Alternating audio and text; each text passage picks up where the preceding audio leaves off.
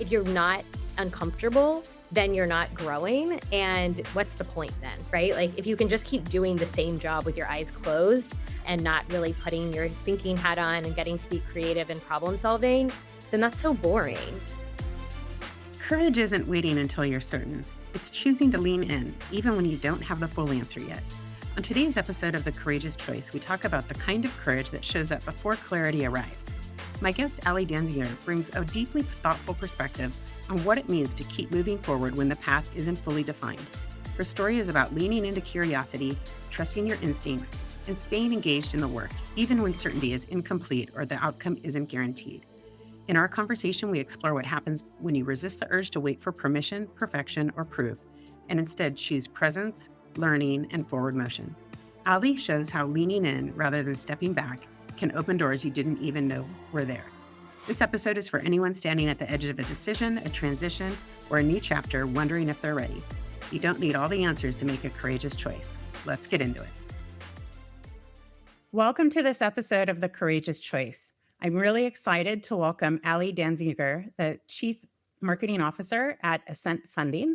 She's the former founder and CEO of Ampersand, and she also had a marketing agency. And so I'm really excited to have a wonderful conversation today, not only about how the workforce is changing and how companies can use talent differently to scale fast and achieve their goals, but also really around the fluidity of a career. We both have had kind of you can call us employees, you can call us founders, but there's a lot of things in common that we're going to get to talk about today. So welcome, Allie. Thank you so much for being here. Thank you so much for inviting me. I'm so excited to be here. You know, whenever we get to talk, we have a lot of fun discussing your experience and your background of really innovating yourself, coming up with new ideas, serving clients, being on your own, and then making the leap as your company was acquired with Ascent. And really stepping into, a different role and building teams in new and different ways. And so I'd love for you to just share with the listeners a little bit about your background and kind of your outlook, and let's just dive right in. For sure. So my background, I started my career at a marketing agency in New York. And it was right at the cusp of all things changing in marketing into social media. And the company was doing lots of layoffs. I was very interested in the social media side of things that were happening in the world of marketing. And so I raised my hand to the CEO and I was like, in the next round of layoffs, you can let me go. I'll take the severance because I really am more interested in what's happening in social and digital marketing. I was 22, 23, and she offered me this amazing opportunity to start the company's social media department. I had no idea what I was doing, but it was my first foray into, I guess, courageous leadership of just jumping in. And so I took the opportunity for no salary increase, let me say, but for just the opportunity to learn. And she let me go to lunch with anyone that would go to lunch with me, read any book, any conference that I could go to just to learn about the world of social media. And within 6 months, we had turned the company around and regained a lot of the company's losses that had come from a 2008 real estate crash because of what we were doing in social media. And without any training or guidance, I was running a P&L, running new business meetings, hiring people, and having to figure all of that out. I didn't know that I would want that kind of experience, but it really was something that I leaned into and loved.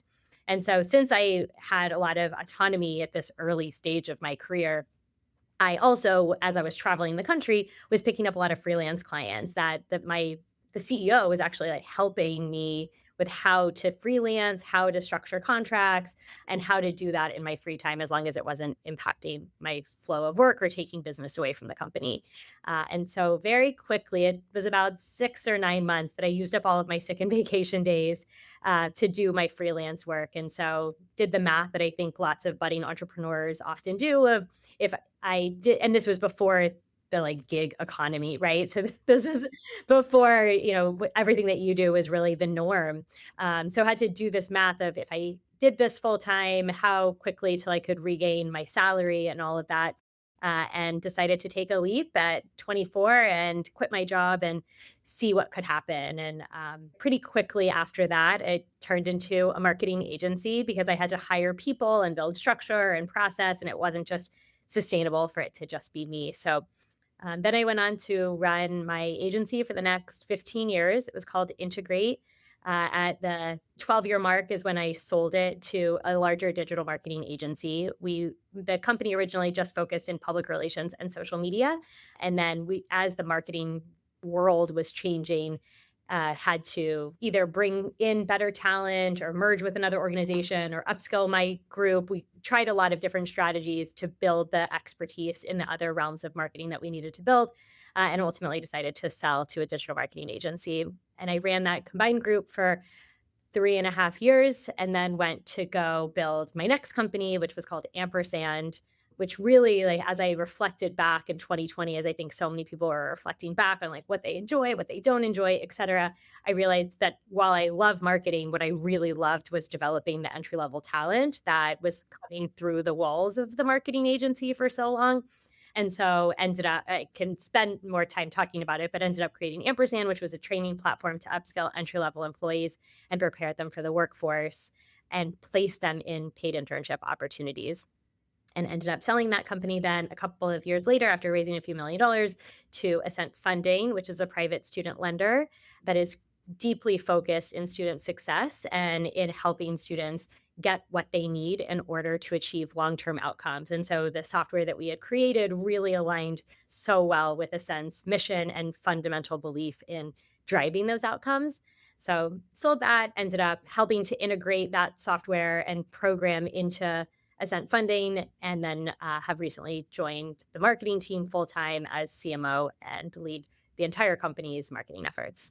Which is a really awesome opportunity, and it's like a unique blend, it feels like, of kind of like your whole career journey and kind of, starting in marketing and certainly having that lens about where things were going.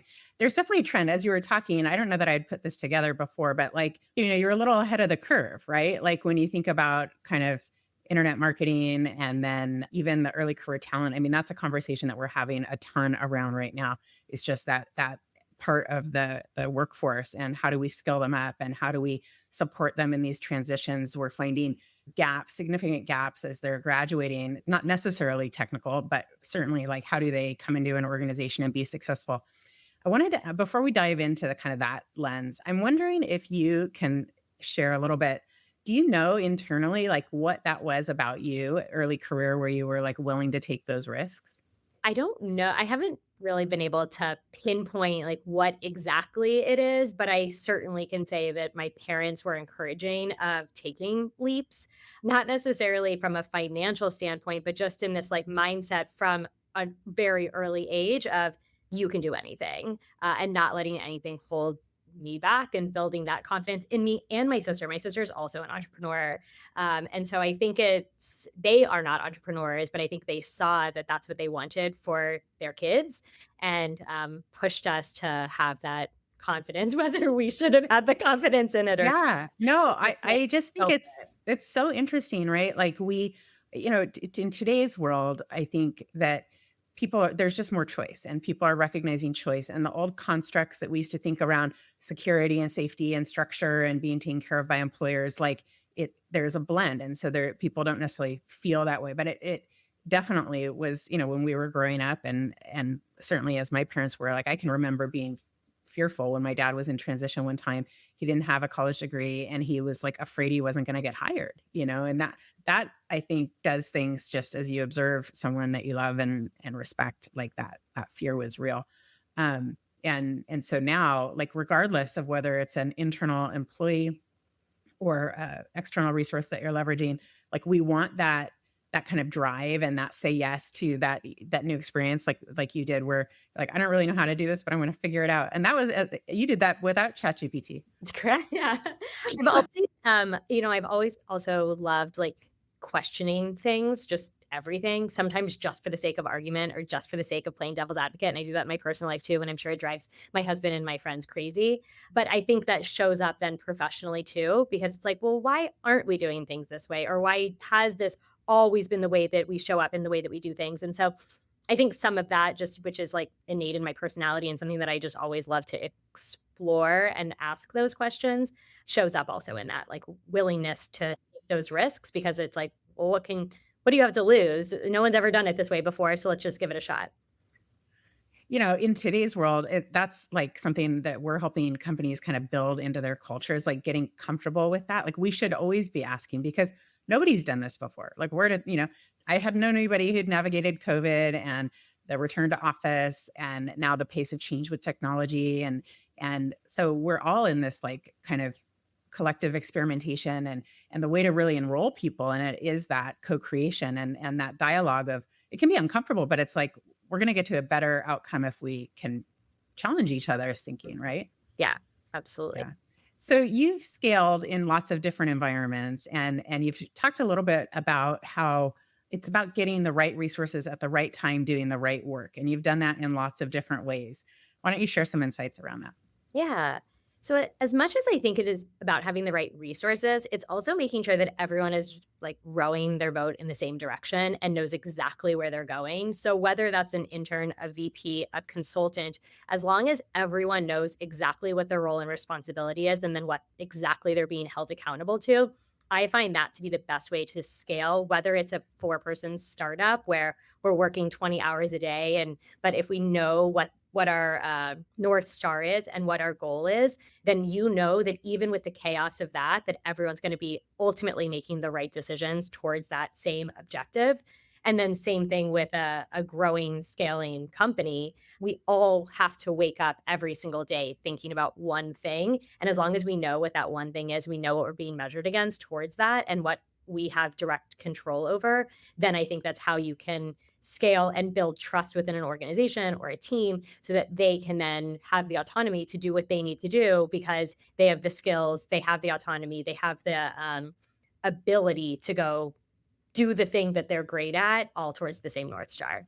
Yeah, I say it like this, like if I want everyone in the organization, if they like found a discretionary half hour of time to know what would be like the highest and best use and just feel confident they could go do it, right? And so that's the direction, that's the focus, that's that North Star and everybody going in the same direction. And then the feeling of empowerment too, right? Right. So, obviously, I have a point of view around consultants, and I don't know if you've heard this yet, but I'm calling them executive entrepreneurs, right? People who have been executives, they've been super successful. Many of them were builders within companies, and now they've just taken the risk to go, create a firm doing what they're excellent at. That's kind of the other end of the market from interns. But do you use consultants on both ends of the market, really? Yeah. I mean, I had a marketing agency for 15 years. So because of that, I very much know the like external service business and how you serve your clients then. And so I think because have had so much experience almost being that consultant in a lot of ways, and now I'm on the other side, I know the benefit of working with consultants or agencies that can help you get to from A to B so much faster than hiring internal. And I love hiring internal. I love developing talent and it's part of one of my superpowers, I believe. That said, like at Ascent, we have some crazy audacious goals that we have to hit in the next 4 months. If I were to bring in an individual to do that, I know what the time they're going to take to onboard, to find where the bathrooms are, how to communicate with stakeholders, like how do we do things at Ascent? Because there's a different level of expectation of what's required within the culture for an internal employee versus I could go hire a consultant to do some of the same work. And there's so much less onboarding because it's like just very clear of what the deliverable is. And they can just get into the messy work right away without having to go through all the same onboarding and everything. And so there's pros and cons to both. But yeah, I really very much love working with consultants and agencies, especially in a high growth environment. It's an interesting, I think, evolution, right? Now you're in a more established, growing company, very successful, very focused on culture and all of those things. And to your point, so we've talked about kind of early career talent that you can develop. We've talked about experienced consultants that you can bring in and use strategically, but you're also building a scalable or internal organization. And that, at this scale it's a little bit new, right? For you? Yeah. Yeah. Very Yeah. cool. I mean, while I've had, a marketing agency, and so at that company at our biggest, we were 40 people, and then had different teams within that I was building and building organization and culture around, and then had a startup that was growing. We grew to 12 people at one time, but like now my marketing department is bigger than that company ever was. And so, yes, there's certainly a bit of imposter syndrome around the work that I'm doing, but it's fun. I'm super excited about this challenge and having the ability to scale a department that I think is pivotal to the entire company's growth, and to be able to see how different levers of things that I've been able to pull on when I had my own company, how that can work within this department that I am running too. So it's a definitely a scary change, but one that I lean into. And as you and I have talked about, it's one that I chose. Like I very specifically chose this type of scary environment because I knew that for me professionally, it's what I needed in order to hit future career goals and aspirations that I have. So because I've only been my own boss for my whole career, I recognized a couple of years ago that that's limiting to me in the experiences that I've had. I haven't had the opportunity to go hire all these agencies. I haven't had the opportunity to learn from people who are so much smarter than me within my organization because I've had like budget constraints in my companies, right? Where I hire more junior talent. That led me to greatness. And I love hiring and developing entry level talent, but to learn from experienced VPs and C-suite executives has really taken my leadership skills and my communication skills to another level. And so I'm grateful for the challenge and the scary moments that I've had to lean into when I chose to sell my company to a bigger company, where I could have sold to like some smaller companies and merged, and it would have been great. And we could have, I could have had maybe like a different title right off the bat and had more ownership of the product that we were building. But I intentionally knew I really like this CEO. I can learn a lot from him. I can learn a lot from the leaders that he's currently surrounding himself with. And that's really what I personally need to have those uncomfortable moments and moments of growth for my career. I think well, yeah, Ken and the team, they're really, smart. And I feel like anytime I'm in the room with them, it's the same thing, right? Learning something and challenging each other. And that's like really important, I think, in people's growth, right? If we're what's the saying, if you're always the smartest person in the room, you're in the wrong room or something like that. So and I talk to people at all different kinds of stages of their career. And I think that, getting this experience is invaluable, whether you do it on the front end as you're growing and developing or later. Either way, the complexity of organizations and organizational systems and how work gets done.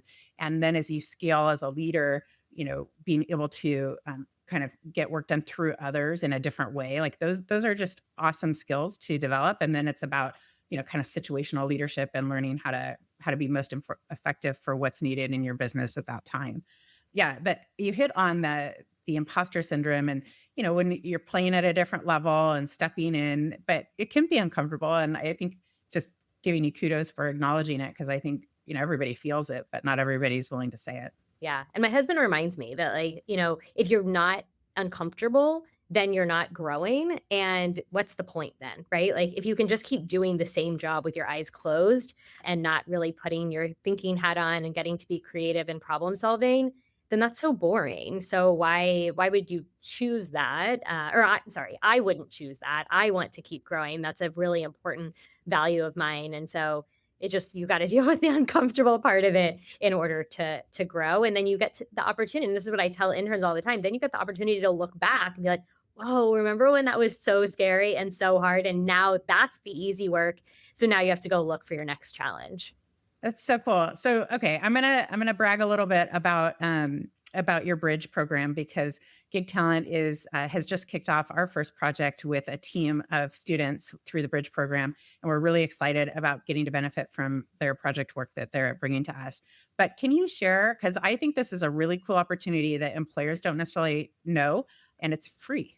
Yeah, it's free to businesses, so thank you so much for participating because while it's free, I know that it is time consuming, but at Ascent, we are mission driven to help students actually get the experience that they need to launch their careers. And so, with that, our borrowers get access to a program called the Ascent Up Bridge program, where they, in teams of 5 or 6, are partnered with businesses to solve business problems or challenges. So we work with the students to upskill them, to teach them how to be consultants, how to be interns, and really teach those unwritten rules of the workplace that they're not really necessarily learning in school or at home. And when I say that, I mean like communication, problem solving, asking questions so that they can show up professionally to our business partners. And then we work with businesses who have problems that they need to solve within their business and help them scope out what can be a 6-week project that can be solved by this team of 5 to 6 interns. So it's about 150 hours worth of work that you get for free. It's grant funded by the Michael and Susan Dell Foundation, and we are paying those interns through this grant.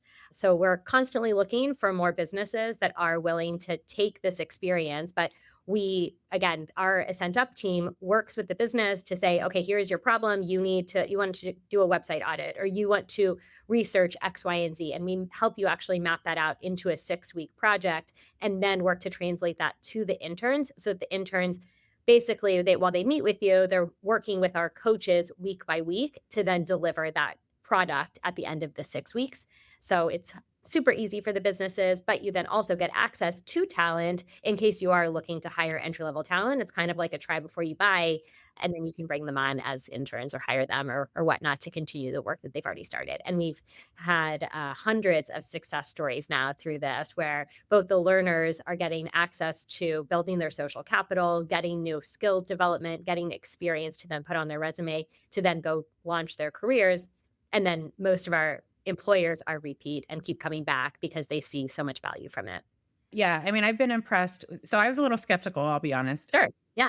But the scope of the project was actually something that's very valuable to us, and I think for employers, to your point, slowing down to, like, figure out a project sometimes can feel difficult, but that your team really helped with that, and you have so many use cases that have been successful. It was helpful for us to kinda go, "Oh, yeah, we need that."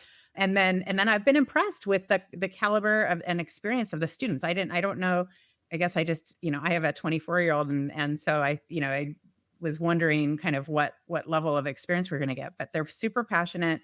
They're really excited. It's definitely an opportunity for employers to build a pipeline, but it's also an opportunity to get some real work done. And then for the students, it's huge. I mean, this whole idea of productivity being the basis of morale and giving them confidence to just work with others, figure it out, proud of what they deliver.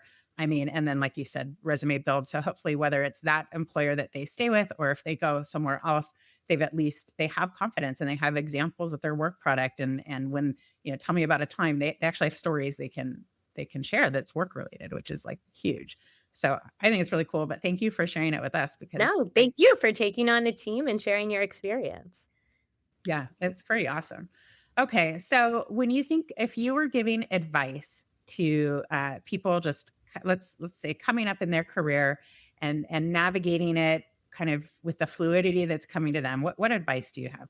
I always say just lean in, like just do it. Just learn what you don't know. Ask the questions or look it up on ChatGPT and figure it out. But lean into those experiences and say yes to the things, even if they feel scary, even if they don't seem like they necessarily align with exactly where you want to go. Even a bad internship or even a bad job can help you figure out this is what I like, this isn't what I like, especially, early in your career. So those are okay to explore.